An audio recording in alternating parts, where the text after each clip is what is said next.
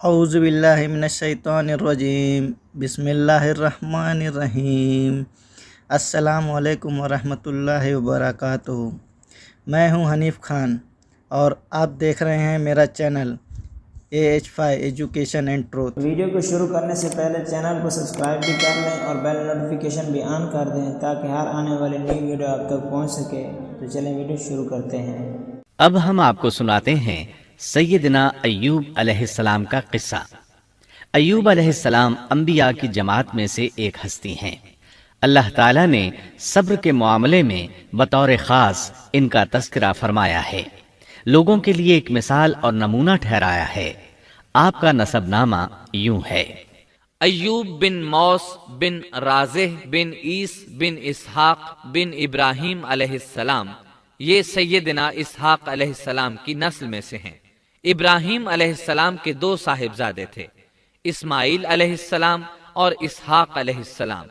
ان کے بعد سب کے سب انبیاء کرام اسحاق علیہ السلام کی نسل سے تھے، سوائے نبی کریم صلی اللہ علیہ وسلم کے۔ آپ اکیلے سیدنا اسماعیل علیہ السلام کی نسل سے ہیں۔ اسحاق علیہ السلام کے بیٹے ہیں یعقوب علیہ السلام۔ انہی یعقوب علیہ السلام کو اسرائیل بھی کہا جاتا ہے۔ اسی نسبت سے بنی اسرائیل کا مطلب ہے یعقوب علیہ السلام کی آل اولاد۔ یعقوب علیہ السلام کے 12 بیٹے تھے۔ ان کے بیٹوں کو اسباط بھی کہتے ہیں۔ ان کا تذکرہ قرآن میں بھی آتا ہے۔ اب سوال یہ ہے کہ جن اسباط کا تذکرہ قرآن مجید میں انبیاء کرام علیہم السلام کے ساتھ کیا گیا ہے، کیا وہ یعقوب علیہ السلام کے بیٹے تھے یا ان بیٹوں کی اولاد میں سے تھے؟ اکثر علماء کرام نے یہ اشارہ دیا ہے کہ اسباط لفظ سے جن انبیاء کرام علیہم السلام کی طرف اشارہ کیا گیا ہے وہ یعقوب علیہ السلام کے بیٹے نہیں ہیں، اس لیے کہ انہوں نے تو یوسف علیہ السلام کے قتل کی کوشش کی تھی، اپنے والد سے جھوٹ بولا تھا، ایسے اور بھی غلط کام کیے تھے، تو ان حرکات کے کرنے والے انبیاء نہیں ہو سکتے، جبکہ اسباط سے مراد وہ انبیاء کرام ہوں گے جو ان بیٹوں کی نسل سے آئے ہوں گے۔ بنی اسرائیل کے 12 قبیلے تھے اور قبیلے کو سبط بھی کہتے ہیں، اس لیے انہیں اسباط بھی کہا جاتا ہے، یعنی بنی اسرائیل ان قبیلوں میں تقسیم ہو گئے۔ اسی طرح سیدنا ایوب علیہ السلام سیدنا اسحاق علیہ السلام کی اولاد میں سے ہوئے۔ سورہ انعام آیت 84 میں اللہ فرماتے ہیں: اور اس کی اولاد میں سے داؤد اور سلیمان اور ایوب اور یوسف اور موسیٰ اور ہارون۔ تو یہ سب کے سب سیدنا ابراہیم علیہ السلام کی نسل سے تھے۔ ایوب علیہ السلام بھی اللہ تعالیٰ کے نبی اور رسول تھے۔ سورۃ النساء آیت 163 میں اللہ تعالیٰ فرماتے ہیں: یقیناً ہم نے آپ کی طرف اسی طرح وحی کی ہے جیسا کہ نوح اور ان کے بعد والے نبیوں کی طرف کی، اور ہم نے وحی کی ابراہیم اور اسماعیل اور اسحاق اور یعقوب اور ان کی اولادوں پر، اور عیسیٰ اور ایوب اور یونس اور ہارون اور سلیمان کی طرف، اور ہم نے داؤد کو زبور عطا فرمائی۔ اللہ تعالیٰ نے ان سب انبیاء کرام علیہم السلام کی طرف وحی فرمائی، اور ایوب علیہ السلام بھی ان رسولوں میں سے ایک ہیں۔ اللہ تعالیٰ نے آپ کو آپ کی قوم سوران کی طرف مبعوث فرمایا۔ یہ قوم ملک شام میں رہائش پذیر تھی۔ آپ بہت زیادہ مالدار تھے۔ اللہ تعالیٰ نے آپ کو بہت زیادہ نعمتوں سے نوازا تھا۔ آپ کے پاس بے شمار مویشی تھے، لا تعداد نوکر چاکر تھے۔ اللہ نے آپ کو بہت سی زرعی زمین بھی عطا فرمائی تھی۔ آپ تاجر بھی تھے۔ تجارت کا سلسلہ دور دور تک پھیلا ہوا تھا۔ اللہ تعالیٰ نے آپ کو کثیر اولاد بھی عطا فرمائی تھی۔ آپ کے ہاں 7 بیٹے اور 7 بیٹیاں تھیں۔ آپ خود بھی صحت مند اور طاقتور تھے۔ آپ کے اصحاب کی تعداد بھی کافی تھی۔ گویا اللہ تعالیٰ نے آپ کو گوناگون نعمتوں سے نوازا تھا۔ آپ روئے زمین پر نعمتوں سے مالا مال شخص تھے۔ اللہ تعالیٰ نے آپ کو آزمانا چاہا تاکہ بعد میں آنے والے لوگوں کے لیے آپ صبر کی مثال بن جائیں۔ آخر صبر کا مرحلہ شروع ہو گیا۔ آپ کا سب مال و متاع ہلاک ہو گیا، یہاں تک کہ آپ فقیر ہو گئے۔ آپ کی زندگی ہی میں آپ کی ساری اولاد اللہ کو پیاری ہو گئی۔ کسی کا ایک بیٹا بھی فوت ہو جائے تو وہ کتنا غمگین ہوتا ہے، متاثر ہوتا ہے۔ سیدنا یعقوب علیہ السلام پر غم کس طرح طاری ہوا، یہاں تک کہ آپ کی آنکھوں کی بینائی تک جاتی رہی۔ مارے غم کے وہ گھل گئے تھے، جبکہ ان کا کوئی بیٹا فوت نہیں ہوا تھا، اور ادھر 7 بیٹے اور 7 بیٹیاں فوت ہو گئے۔ یہی نہیں، تمام مال مویشی ہلاک ہو گئے۔ معاملہ اس پر بھی ختم نہیں ہوا، آپ شدید مرض میں مبتلا ہو گئے۔ بیماری اس قدر شدید تھی کہ آپ چلنے پھرنے سے معذور ہو گئے، اٹھنے کی سکت نہ رہ گئی، یہاں تک کہ آپ کا گوشت گرنے لگا۔ آپ کی آزمائش انتہا کو پہنچ گئی۔ اب آپ کے ساتھی بھی آپ کا ساتھ چھوڑنے لگے۔ انہیں خوف محسوس ہوا کہ کہیں ان کی بیماری انہیں بھی نہ لگ جائے، کہیں یہ کوئی ایسی بیماری نہ ہو جو ایک سے دوسرے کو لگتی ہو۔ اس طرح سوائے 2 کے سب ساتھی آپ کا ساتھ چھوڑ گئے، کوئی آپ کے قریب نہ آتا تھا۔ جو 2 ساتھی ساتھ چھوڑ کر نہیں گئے تھے وہ بھی ذرا دور کھڑے ہو کر بات کرتے تھے۔ آپ کی خدمت کے لیے بس آپ کی بیوی رہ گئیں، وہ بہت وفادار بیوی تھیں۔ یہ زوجہ محترمہ آپ کی خدمت کرتی، آپ کو کھلاتی پلاتی، آپ کو نہلاتی۔ پھر نوبت یہاں تک پہنچی کہ سارا ہی مال بالکل ختم ہو گیا۔ اب بیوی صاحبہ نے اجرت پر لوگوں کے گھروں میں کام کرنا شروع کیا تاکہ کچھ کما کر لائیں اور خاوند پر خرچ کر سکیں۔ یہ تھے اللہ کے نبی ایوب علیہ السلام، اتنی بڑی آزمائش میں پورے اترے۔ آزمائش بھی 1-2 ماہ نہیں، پورے 12 برس جاری رہی، اور ایک قول کے مطابق 18 برس جاری رہی۔ آپ اس دوران مجسمہ صبر بنے رہے۔ آپ نے کبھی کسی سے شکوہ تک نہ کیا، یہاں تک کہ کبھی زوجہ محترمہ سے بھی شکوہ نہ کیا۔ سال ہا سال اسی حالت پر گزر گئے۔ ایک بار آپ کی بیوی نے عرض کرنے کی ذرا ہمت کی اور کہا، آپ اللہ کے رسول ہیں، اگر اللہ کے حضور دعا کریں تو وہ آپ کی بیماری کو ختم فرما دیں گے، آپ کی حالت کو بدل دیں گے۔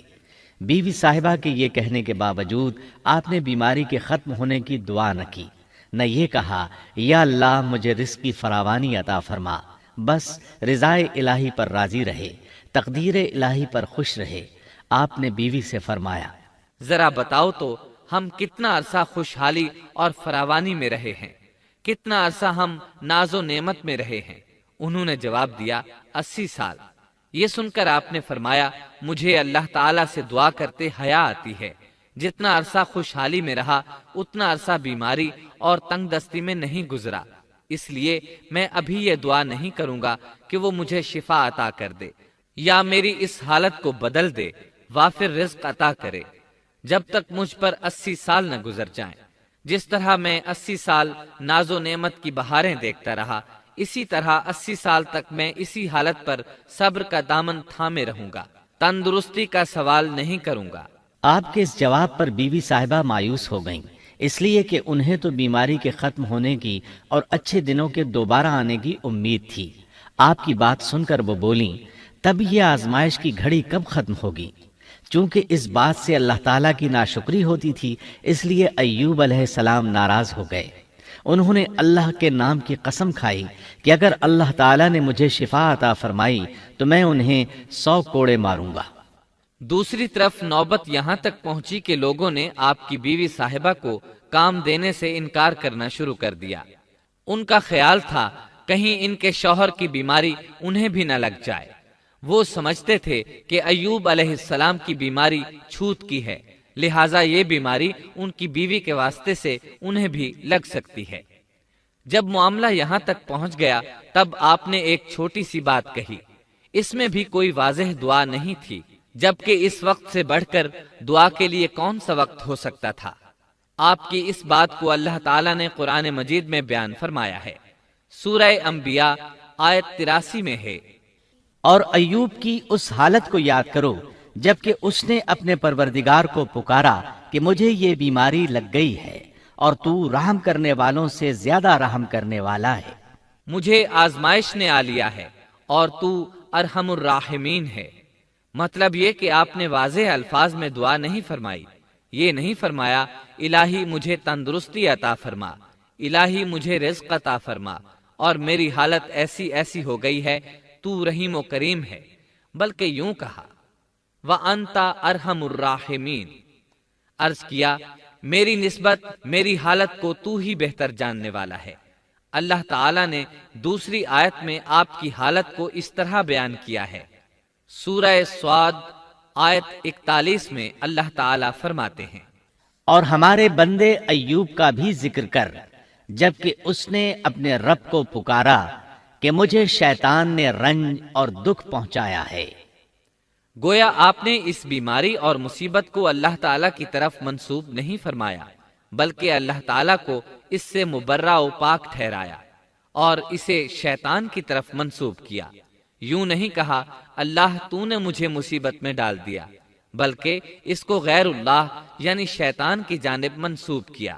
حدیث میں بھی اسی طرح آتا ہے۔ اللہ تعالیٰ نے آپ کی التجا کو اسی لمحے شرف قبولیت سے نوازا۔ کتنے ہی موقع ایسے آئے تھے کہ اس سے قبل بھی آپ دعا کر سکتے تھے اور وہ قبول ہو جاتی، لیکن آپ نے صبر کا دامن تھامے رکھا۔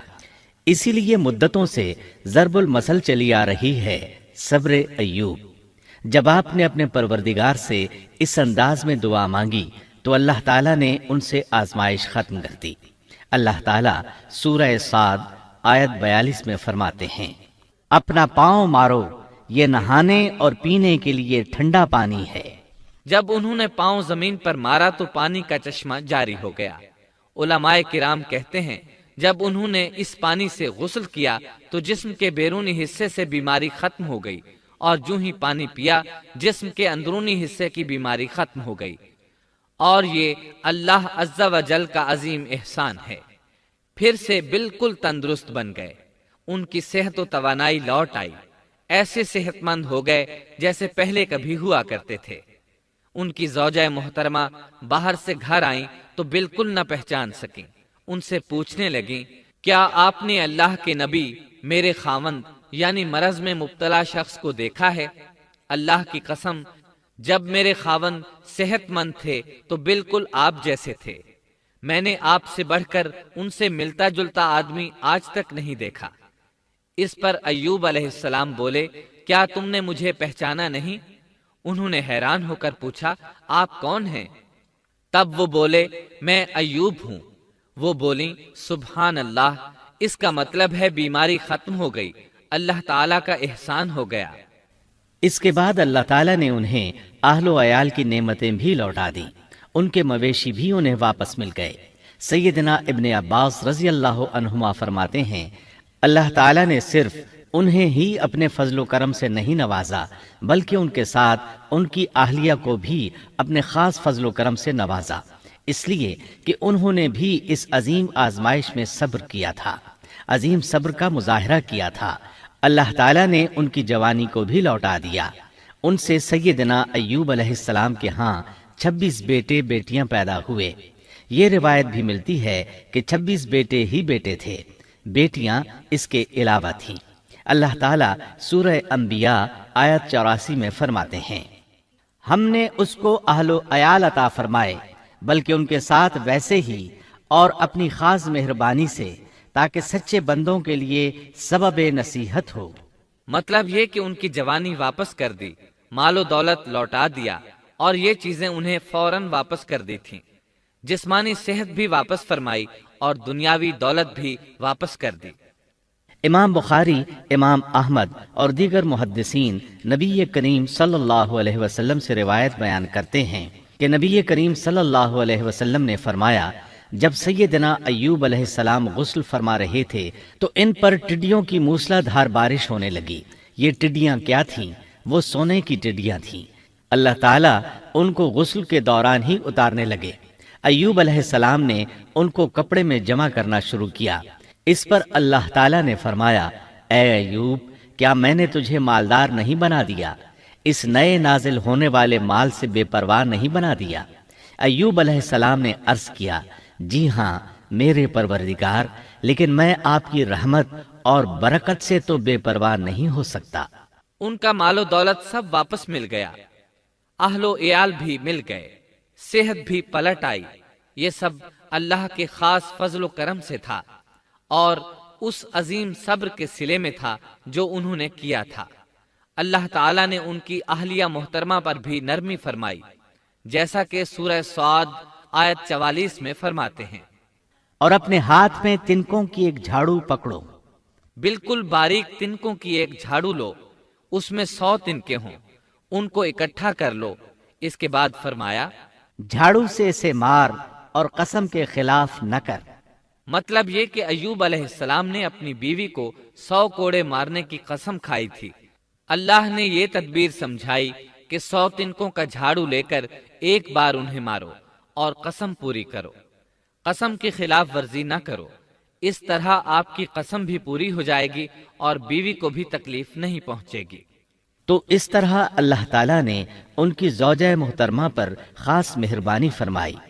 اللہ سورہ انبیاء آیت 83 اور 84 میں فرماتے ہیں، ایوب کی اس حالت کو یاد کرو جبکہ اس نے اپنے پروردگار کو پکارا کہ مجھے یہ بیماری لگ گئی ہے اور تو رحم کرنے والوں سے زیادہ رحم کرنے والا ہے، تو ہم نے ان کی سن لی اور جو دکھ انہیں تھا اسے دور کر دیا اور انہیں اہل و عیال عطا کر دیے، بلکہ ان کے ساتھ اپنی مہربانی سے ویسے ہی اور عطا کر دیے تاکہ سچے بندوں کے لیے نصیحت کا سبب ہو۔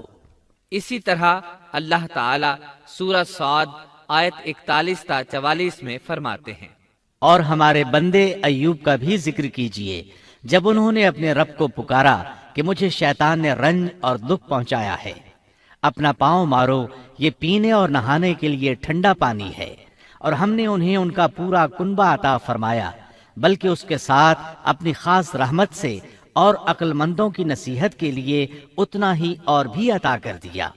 اور اپنے ہاتھ میں تنکوں کی ایک جھاڑو لے کر مار دیں اور قسم کے خلاف نہ کریں۔ سچ تو یہ ہے کہ ہم نے اسے بڑا صابر بندہ پایا، وہ بہت نیک تھے اور بہت ہی رغبت رکھنے والے تھے۔